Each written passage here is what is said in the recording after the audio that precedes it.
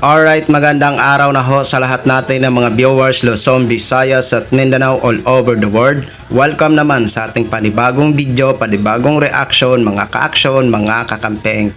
O eto naman mga ka-action. So isa naman ho ito na patunay mga ka-action na totoo nga ang sinabi ni Attorney Yusek Claire Castro regarding sa ibang mga guro. Kasi eto naman, may isang guro naman na mangiyak-ngiyak ho mga ka-aksyon na public apology matapos ho na nag-viral ang naging post ni Ma'am Lovely Granada noong nakaraang araw. So ano ba kasi ang dahilan ni Ma'am Lovely Granada kung bakit ho gin-post itong teacher na ito? So eto po, basahin ho natin ang naging caption ng post ng teacher at ito rin po ang naging post ni Ma'am Lovely Granada. Ayan po, kung napapansin nyo po, no, naka-uniform po siya ng police pero AI generated po yan ha, AI generated po yan. Pero pinagbabawal ho yan ng ating mga kapulisan. Oo, kasi magdudulot ho yan ng kalituhan. Kaya kung sino po ang gumayagaya niyan, kasi uso yan sa Facebook, kung gusto nyo ho, burahin nyo na ho kasi nagpaalala ho na maaaring may pananagutan ho ang sino man na mag-post ng ganyan kasi pinagbabawal ho talaga nila yan. Okay? So, ito po. Ito pang isa. Yan. Yan pa. Okay? So, basahin po muna natin itong isa. Itong naging caption ni ma'am. So, hindi ko na ho babanggitin ang kanyang pangalan kasi mamamaya sa kanyang video, magpapakilala naman ho siya mga ka-action. So, ito. Ang sabi kasi sa caption ni ma'am, pasingin man lang tang anti-clear, sibog na lata anis lain nga profession. Kumbaga, inakusahan lang naman tayo ni Yusek Claire. So, kumbaga, ang sibog, kumbaga, mag-move siya ng ibang profession or lilipat ng ibang profession. So, walang problema dyan sa caption. Dito kasi, may nag-comment kasi at ito ang pumukaw ng atensyon sa mga netizen kung bakit nag-viral ho ang naging post ni Ma'am Lovely Granada. Okay?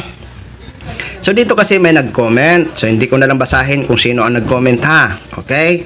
Ang sabi niya dito, angayan gihapon ka mag-list po ma'am. Okay muha na lang po silon si Auntie Claire ma'am. Ayun. Pahamak din ho itong nag-comment kasi. Oh. Sabi kasi ha, ulitin ko lang.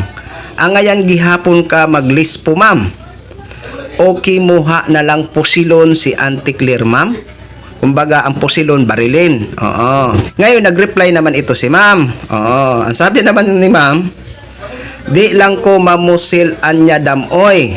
Okay na sana ang kanyang reply, no? So, kumbaga, ayaw niyang mamusil daw. Okay? Ang problema, may dugtong. Oo, may dugtong. Sabi niya pa dito sa dugtong niya, aw, pwede iyang simod. Oo. So, diretsuhin natin pagbasa. Di lang ko mamusil niya damoy. Aw, pwede iyang simod. Oo. Kumbaga, dito nag-viral ang naging reply nito ni ma'am nitong isang teacher. Oo. Alam nyo, sa totoo lang, sa mga teacher, malaki po ang paggalang ko. Oo. Hindi na po natin idadamay sila. Dito na lang kay ma'am. 'Di ba? Alam nyo ma'am, sa totoo lang, hindi po maganda ang naging reply nyo dito sa nag-comment sa post nyo. Bilang ikaw ay isang guro, dapat hindi naman po ganito. 'Di ba? Kasi isa ka pong guro, 'di ba?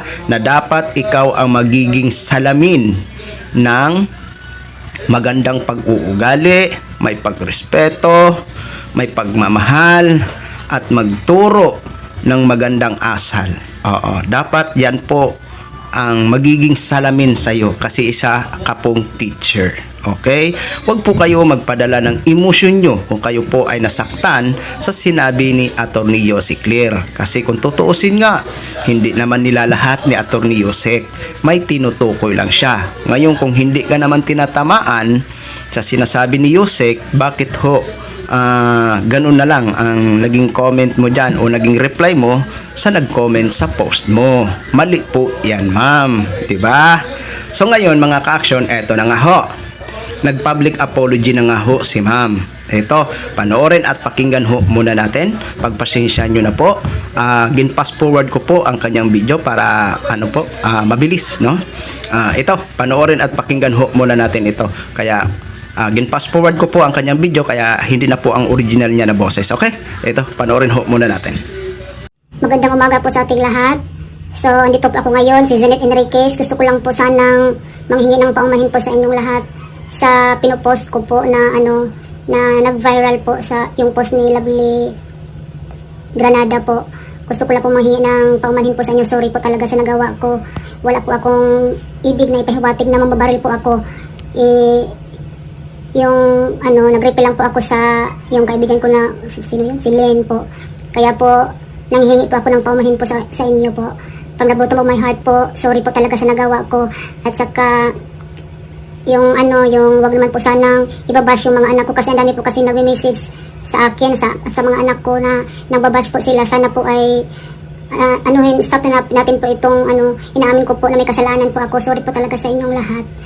At saka manghingi po ako ng paumanhin sa inyo na sana po ay mapatawad niyo po ako at stop na natin to ang pambabash po, lalong-lalo na po sa mga kamag-anak ko sa pamilya ko po na mini-message po nila na DDS shit, DDS supporter ka, putang ina mo, mga ganyan-ganyan po.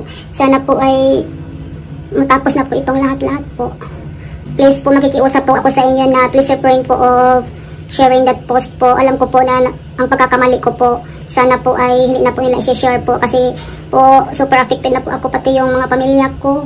Hindi na po ako nakakatulog at nakakain po. Ang grabe po talaga ang affect ng mental health ko po. Sana po ay mapatawad niyo po ako. Maraming salamat po.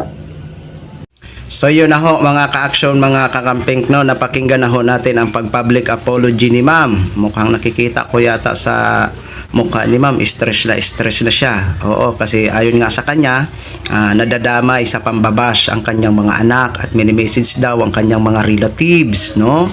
So mga kababayan, no, si ma'am lang naman ang nagkamali at aminado ho siya. Wag naman idamay ho ang kanyang mga anak kasi wala namang kinalaman ho ang mga anak niya. Sana wag naman po idamay natin ang kanyang mga anak kasi wala namang kinalaman yun. Inosente po yun. Okay?